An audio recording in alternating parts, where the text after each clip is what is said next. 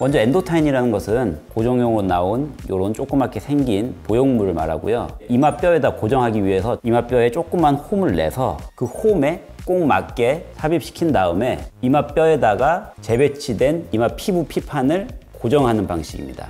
본 터널링 방식은 전용 드릴이 아니라 일반적인 드릴을 이용해서 이마뼈의 양쪽으로 사선으로 조그만 홈을 낸 다음에 실을 이용해서 이마뼈와 피부 피판을 묶어서 고정해주는 방식입니다. 이 눈썹을 내리는 근육과 유지인대를 깨끗하게 박리하는 과정만 잘 거쳤다면 어떤 것으로 고정하든지 사실 별로 중요하지는 않습니다. 안녕하세요. 라이브리 성형외과 서양 원장입니다. 오늘은 내시경 이마거상술과 관련해서 엔도타인 방식이 좋다, 본 터널링 방식이 좋다 말들이 굉장히 많은데요. 이 부분에 대해서 말씀을 좀 드려볼까 합니다. 먼저 개괄적인 내시경 이마거상술의 수술 방법에 대해서 설명을 드리겠습니다. 내시경 이마거상술은 예전에 이 헤어라인 절개를 전체 절개하는 방법 대신에 헤어라인 안쪽으로 각각 한 1.5cm 정도의 조그만 구멍들을 내서 내시경을 그 구멍을 통해서 이마 안으로 넣고 중요한 신경이나 혈관 이런 구조물들을 확인하면서 눈썹 내리는 근육과 유지인대를 깨끗하게 박리해서 올려주고 고정을 하고 끝내는 방식으로 시행이 됩니다.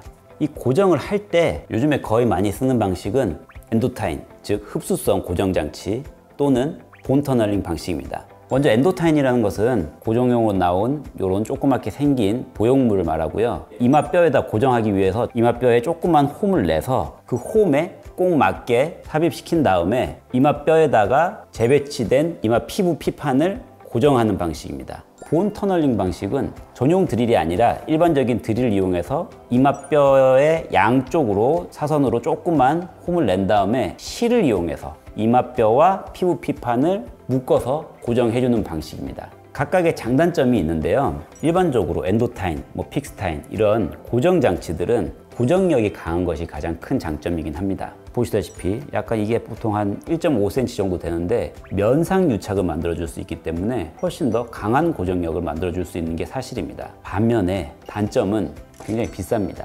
고가예요. 그리고 이게 이제 이마 속으로 들어갔을 때는 오돌토돌하게 만져질 수 있는 단점이 있습니다. 특히 피부가 얇으신 분들은 이게 다 녹는 기간이 보통 한 6개월에서 1년 정도 걸리는데 그 정도 시간 동안은 살짝 이물감이 느껴질 수 있습니다. 반면에 본 터널링은 장점은 비용이 굉장히 저렴합니다. 비용이 절감되는 효과가 있고 상대적으로 이물감이 덜합니다. 실밖에 없기 때문에. 본 터널링은 선상 유착을 만들기 때문에 이마 피부 피판을 뜬 위치가 살짝 딤플링이라고 해서 살짝 꺼져 보이는 현상이 또 보일 수 있고요. 상대적으로 약한 고정력이 단점으로 대두되어 왔습니다. 본 터널링의 단점이라고 하는 약한 고정력은 이 싱글 터널링 방식으로 얘기할 때는 말씀드린 것처럼 선상 유착이기 때문에 고정력이 좀 약하고 유착이 덜 되는 단점이 있을 수 있지만 더블 터널링, 듀얼 터널링으로 하는 방식으로 시행을 할 때는 면상 유착을 만들어줄 수 있기 때문에 사실 고정력 면에서 그렇게 큰 차이를 두기도 어렵습니다. 일반적으로는 뭐가 꼭 좋다고 사실 말씀드리긴 좀 어렵습니다. 상대적으로 남자분이거나 피부가 좀 두껍고 조직들이 질긴 경우에는 엔도타인이 조금 더 적절할 수 있고요. 피부가 얇고 조직들이 굉장히 루스하게 성기게 되어 있는 분들은 굳이 엔도타인을 쓸 필요가 없이 이물감도 적은 본 터널링 방식으로 시행하는 것이 좀 더 유리하다고 할 수도 있습니다.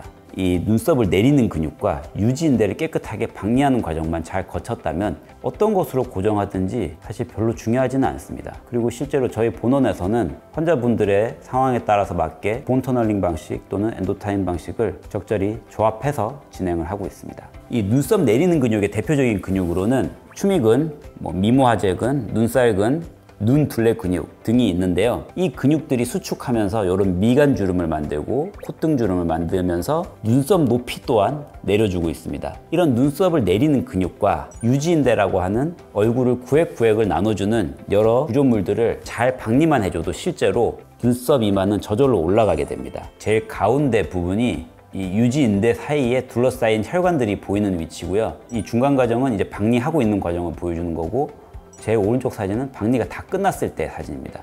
혈관이나 신경만 남았고 그 주위에 유지인대들이 깨끗하게 박리된 것을 볼 수 있습니다. 요거는 실제 눈썹 주위의 사진을 보여주고 있는데 제일 왼쪽 사진이 추미근 절제를 하기 전 사진이고요. 보시면 이렇게 세로로 하얗게 보이는 것들이 신경과 혈관들이 모여 있는 모습들입니다. 이 신경들이 만약에 수술 과정에 손상이 되면 영구적으로 이마나 두피 쪽에 감각이 소실될 수 있습니다. 수술 중에 이런 신경이나 혈관들을 깨끗하게 잘 남기고 주위 근육들을 박리하는 것이 수술의 가장 큰 성패를 결정한 요소라고 할 수 있습니다. 이 엔도타인을 쓰느냐 본 터널링을 쓰느냐는 정말 이 수술에 충분한 숙련도가 있고 오랫동안 경험한 의사가 그것을 판단해서 수술할 부분이라고 생각이 듭니다. 각각의 장단점에 대해서는 어느 정도는 아시는 것은 도움이 된다고도 생각이 들어서 오늘 영상을 만들어 봤고요. 지금까지 라이브러리 성형외과 대표원장 서영환이었습니다. 감사합니다.